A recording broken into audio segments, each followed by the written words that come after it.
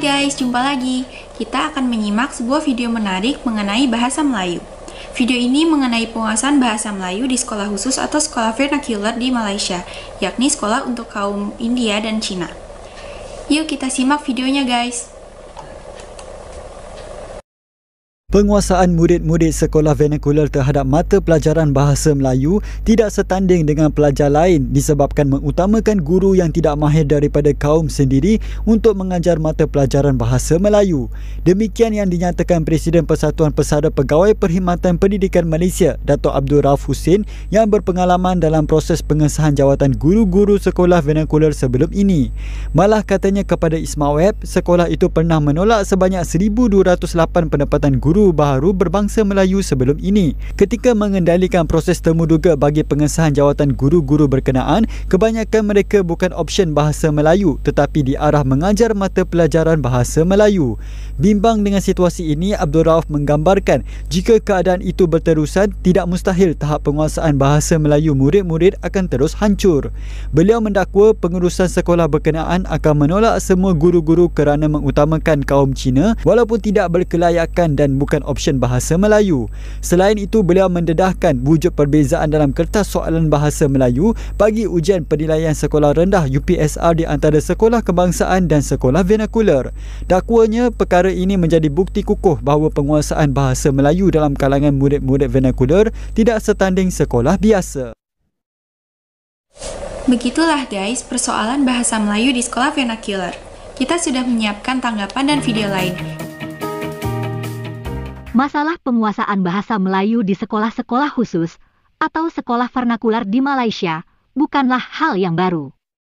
Hampir setiap tahun, hal itu dipersoalkan oleh media Malaysia. Tapi, tidak ada solusi. Kaum Melayu cenderung menyalahkan keberadaan sekolah-sekolah vernakular itu. Hanya saja, masalah ini sebetulnya konsekuensi dari kebijakan yang tidak konsisten dan tidak jelas oleh kerajaan Malaysia. Bahasa Melayu menjadi bahasa kebangsaan, tapi bahasa Inggris juga dibiarkan menjadi bahasa komunikasi dalam pemerintahan dan bisnis. Bahkan, bahasa Inggris juga dipakai dalam komunikasi sehari-hari dan menjadi bahasa pengantar di perguruan tinggi. Kaum Melayu sendiri banyak yang menggunakan bahasa Inggris. Kebijakan yang tidak jelas ini menyebabkan bahasa Melayu semakin terpinggirkan.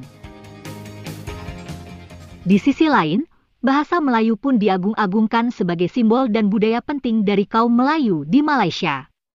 Bahkan bahasa Melayu pernah dikaitkan dengan Islam. Nah, hal ini jelas semakin membuat kaum Cina dan India di Malaysia enggan menggunakan bahasa Melayu.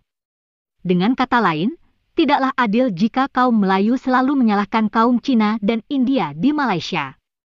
Video berikut ini pun menunjukkan bahwa masalah bahasa Melayu di sekolah vernakular selalu jadi persoalan. Utama Institut Kajian Etnik KITA Universiti Kebangsaan Malaysia UKM, Profesor Emeritus Dato' Dr. Teo Kok Siong berkata, sudah terbukti timbul masalah besar oleh lepasan sekolah peraliran Cina. Ia satu contoh tentang masalah daripada lepasan persekolahan aliran Cina, sama ada SJKC selama 6 tahun ataupun dari sekolah menengah pesisir Cina, iaitu 6 tahun di SJKC dan 5 tahun di sekolah menengah pesisir Cina. Jadi inilah masalah lepasan persekolahan aliran Cina di negara ini, iaitu mereka hanya boleh berbahasa Cina walaupun diajar 2 bahasa lain, iaitu bahasa Inggeris dan juga bahasa Melayu. Jadi ia tidak mengetahui dan menguasai bahasa Inggeris, itu pun tidak baiklah kerana itu bahasa antarabangsa, tetapi tidak mengetahui dan tidak menguasai bahasa Melayu, itu tak boleh sama sekali. Itu sebab bahasa Melayu adalah bahasa negara kita.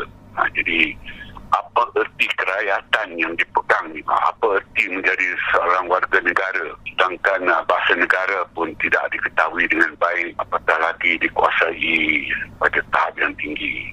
Ia patutnya diangkat menjadi satu isu penting untuk diselesaikan oleh para pemimpin Cina. Jadi Begitulah guys masalah bahasa Melayu di Malaysia. Tampaknya memang ada persoalan mendasar yang perlu dituntaskan. Terima kasih sudah menonton, tetap sehat dan semangat, sampai jumpa lagi.